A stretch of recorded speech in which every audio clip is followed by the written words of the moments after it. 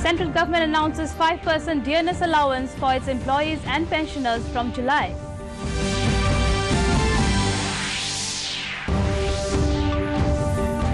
Construction of oil refinery project in Mongolia with Indian assistance, a shining example of friendship, says Minister for Petroleum and Natural Gas Dharmendra Pradhan.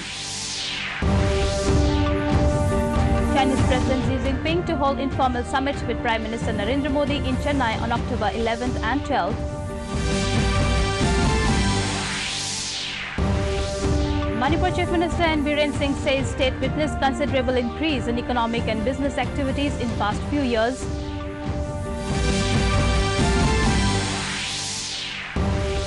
And in sports, Lovelina Borgohain and Jamuna Boro enter quarterfinals of World Women's Boxing Championship at Ulan-Ude in Russia.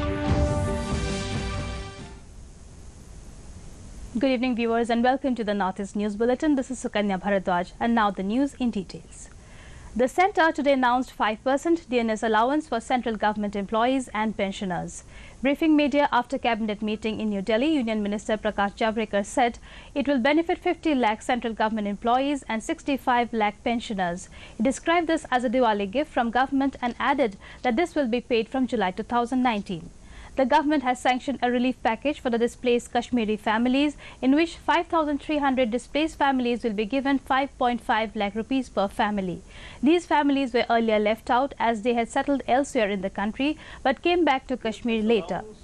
Javadekar said the decision will provide justice to these displaced families.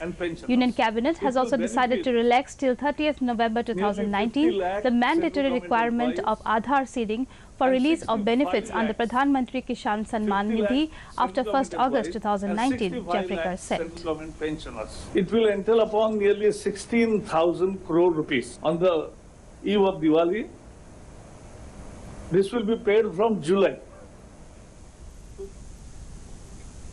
Union Minister of Petroleum and Natural Gas Dharmendra Pradhan participated in the ceremony for commissioning the infrastructure facilities constructed to support the proposed oil refinery project in Mongolia.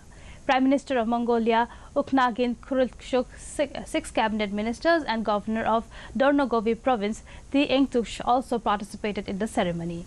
Pradhan said this important event will pave the way to a new chapter in the bilateral trade and investment relations between India and Mongolia. The construction of the 1.5 million metric tons oil refinery project with Indian assistance is a shining example of our friendship, he said.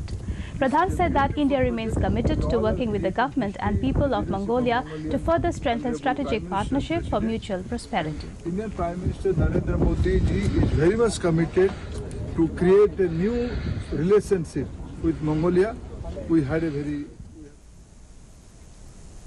Chinese President Xi Jinping will arrive in Chennai on 11th of this month on a 2-day visit to India for the second informal summit, and Malappuram. Jinping will be accompanied by member of Politburo and Chinese Foreign Minister Wang Yi.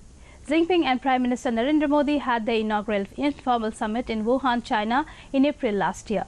The forthcoming Chennai informal summit will provide an opportunity for the Prime Minister Narendra Modi and President Xi Jinping to continue the discussions on overarching issues of bilateral, regional and global importance and to exchange views on deepening India-China closer development partnership.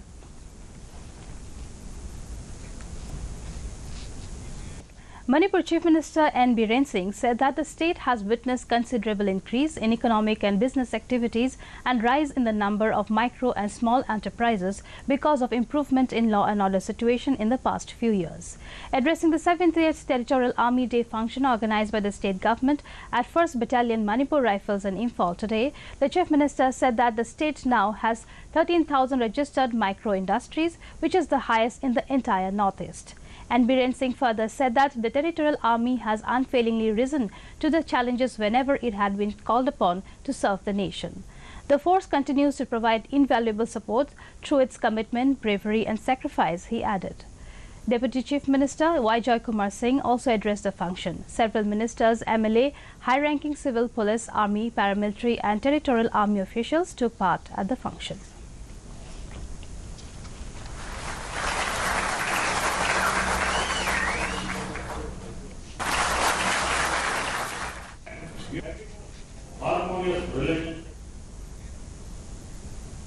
In Meghalaya, the Eastern Air Command celebrated 87th Air Force Day at Upper Shillong. On this occasion, Air Marshal R.D. Mathur, AOC in charge, administered the oath to all personnel of Eastern Air Command.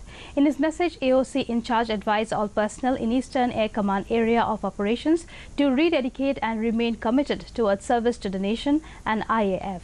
He appreciated the substantial contribution, commitment and regular display of professionalism by air warriors in providing humanitarian assistance in the region. On this occasion, Mathur also distributed commendation cards to deserving air warriors and civilians for their exceptional service and contribution to IAF. In Manipur, State Agriculture Minister V. Hang Kalyan inaugurated the Annual Agricultural Fair 2019 on Tuesday at Iboyamashu Manglila Sanglen in Imphal. Addressing the function, Agriculture Minister stressed on the need to enhance the knowledge of farmers on using latest technologies to boost their products.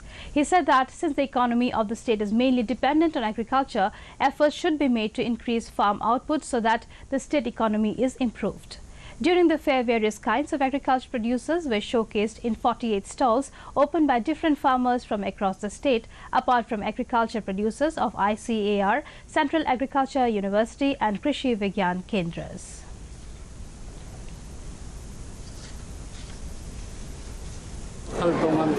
Technology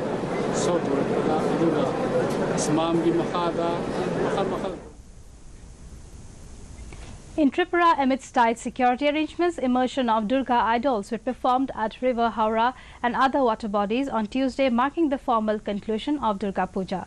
Devotees thronged an ancient Durga Bari and other puja pandals for Dashami Yatra. They offered sweets to the goddess and prayed for peace and prosperity of their families and children.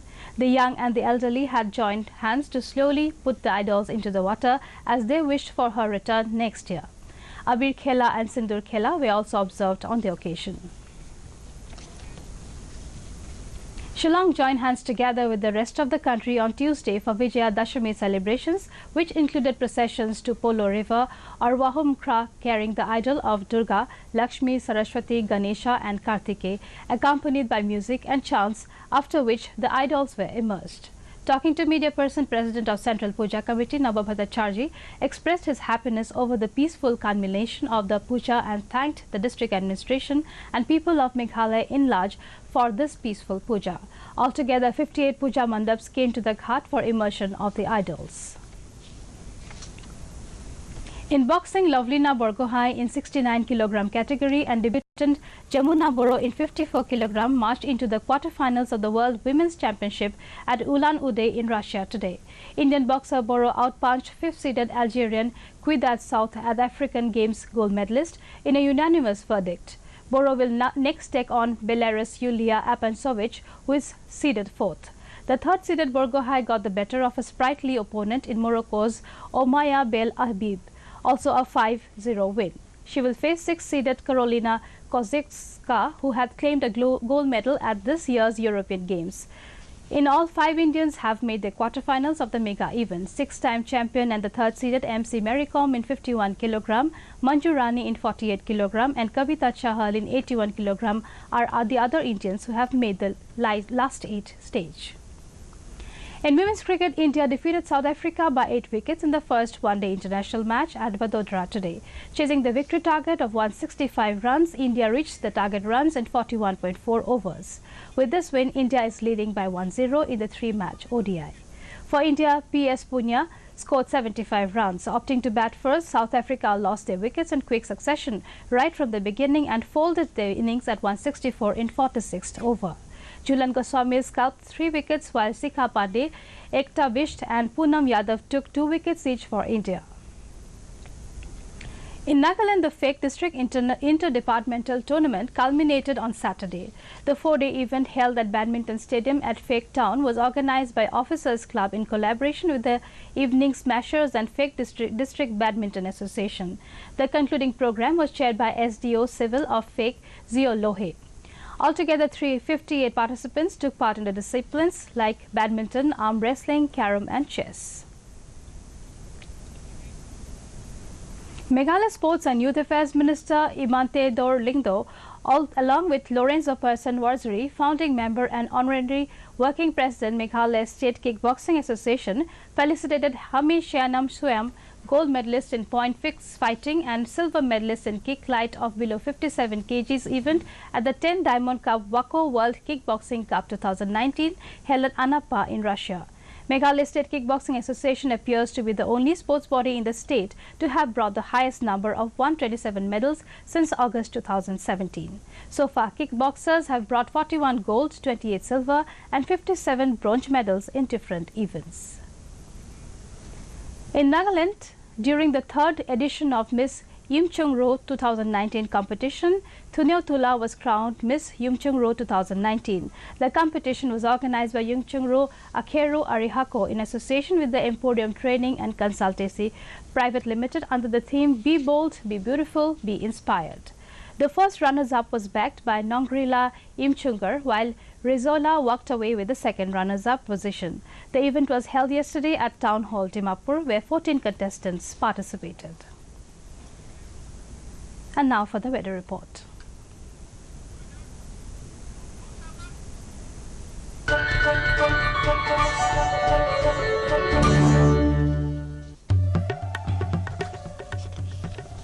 Satellite imagery with an anomaly says that thunderstorm accompanied by lightning is likely to occur at isolated places over the region during the next 24 hours. The temperatures recorded today at some of the state capitals of the region are as follows. Guwahati recorded a maximum of 31.4 degrees Celsius, a minimum of 23.4 degrees Celsius. Itanagar 29.2 and 22.3. Kohima 23.8 and 14.6. Imphal 30.4 and 18.2. Aizawl 28.2 and 19.2. Agartala 35.2 and 24.1. Shillong 21.9 and 13.7.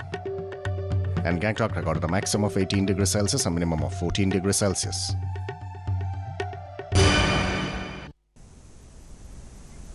Before we wind up the bulletin, a recap of the headlines. Central government announces 5% DNS allowance for its employees and pensioners from July.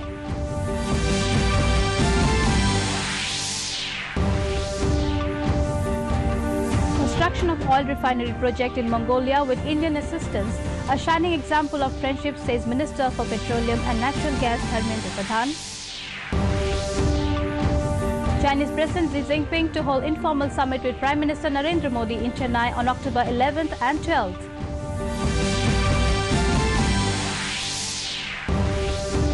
Manipur Chief Minister N. Biren Singh says state witnessed considerable increase in economic and business activities in the past few years.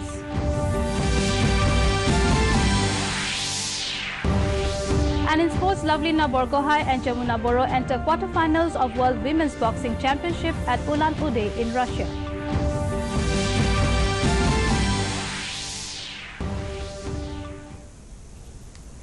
That brings us to the end of this evening's bulletin. Thank you for tuning in. Namaskar.